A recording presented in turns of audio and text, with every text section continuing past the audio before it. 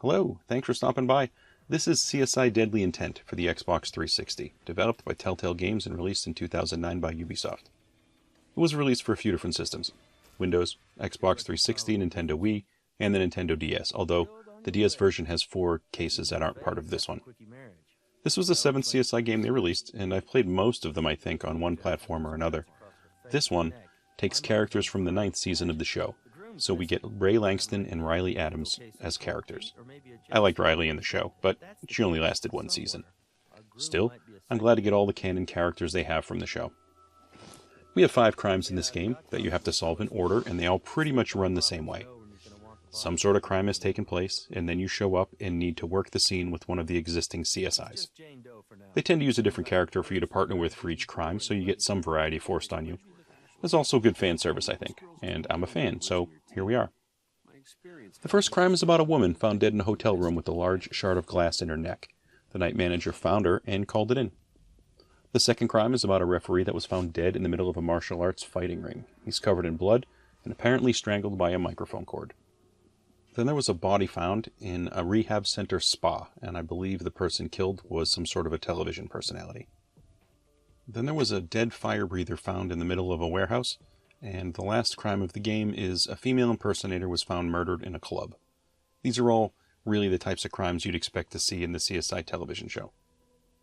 The one thing that seems to not be in this game, though, is an arching story. I recall some of the other games having a final crime that somehow wrapped back to a crime at the beginning of the game, but we don't really get that here. The mechanics of the game are simple enough. Each crime you have to point and click your way through, finding whatever evidence is available to help unravel the story. Not particularly hard once you get the hang of it, and there's also a default hint system that pushes you along the way. In most games I played in this series, they all kind of operate this same way.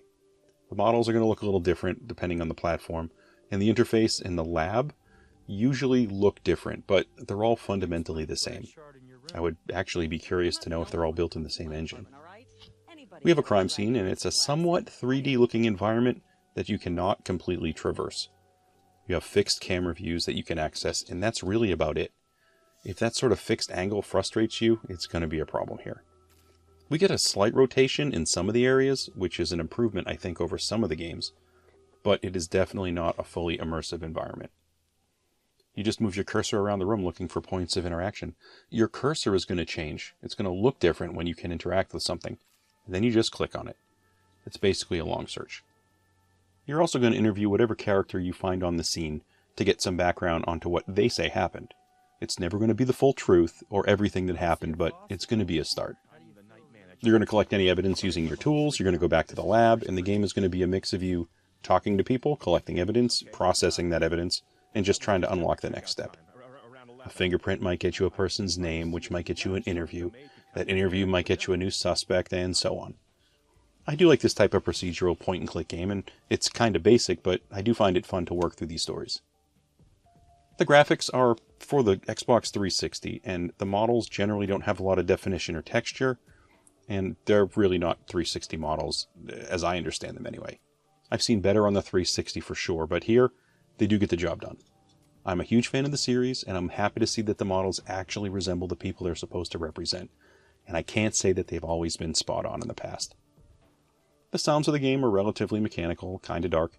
We get some background music, but it's this low-tone, serious-sounding stuff that I guess is a slow burn in terms of intensity. You're dealing with crimes, so it seems fitting. It doesn't ratchet up the gameplay or anything, but it makes sense. I think the voice acting is solid for most of the characters, and I imagine that's because they got many of the original voice actors to contribute their audio to the game.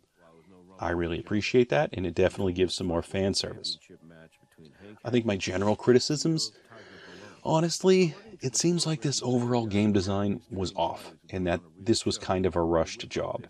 It's playable for sure, but it's kind of short, and it's really a game for hardcore fans.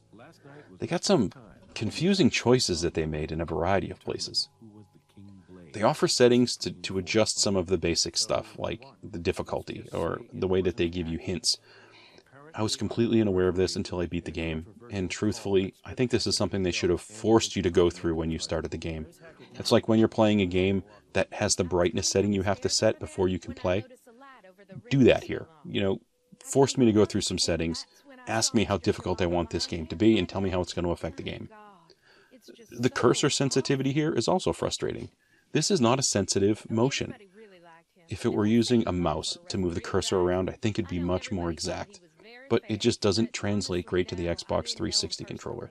It just moves too fast, and it's hard to be focused and exact with your pointing. The game also handholds you too much. It's not like they do everything for you, but I really wish they'd let me make my own connections. I know that I need to check for fingerprints. We have 2 chemical spray options to detect blood, or you need to dust for prints, and you have 2 tool options, and the icons, they're right next to each other, and it doesn't seem to matter which one you attempt to select, because it seems in most cases it's just going to force you to choose the right one. It always grabs the correct one, I swear. I would have gone hard in the other direction. Make me stumble through choosing every single wrong tool until I'm smart enough to choose the right one. I'd also make the cursor stop changing appearance. As it is, you just move the cursor around until it changes. Then you know you found it. And then if it's something to collect, like I mentioned before, it's going to lead you to the right tool. Why do that? Make it so it doesn't change appearance at all. Make me have to figure out what's going on. We also only get 5 crimes. In the first one, you could kind of look at it as a tutorial, sort of. It's not really. There are 1 or 2 things that it acts like it's a tutorial, but it's barely there. I just felt like there should have been 10 crimes here, an actual step-by-step tutorial, and probably at least 1 hidden crime. The game is just too short as it is now. And it wasn't until I beat the game before I realized that I could lower the hint options and save the game. I actually saved the game after I found it, after I beat the game. I have no idea why the function is there to begin with, because the game already autosaves for you. Why would you need a separate save state? I beat the entire game before I saw this was even available. I don't know why it's there. It just seems weird.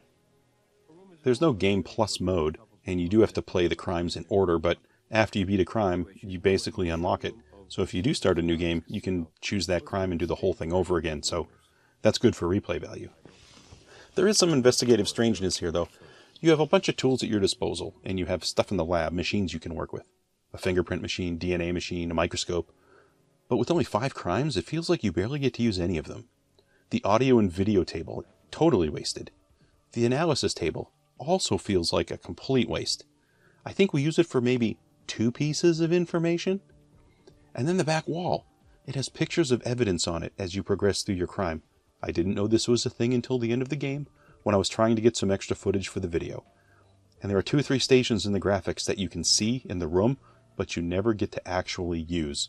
So, why bother having them there at all? You're just teasing me with something that doesn't matter. Also, you can walk down the hallway and look at an elevator, a water cooler, and another hallway. What is the purpose of having this? Why would you let me go 2 steps down the hall? It makes no sense. There's nobody there to meet. There's nobody to talk to. Nothing to do. Totally useless.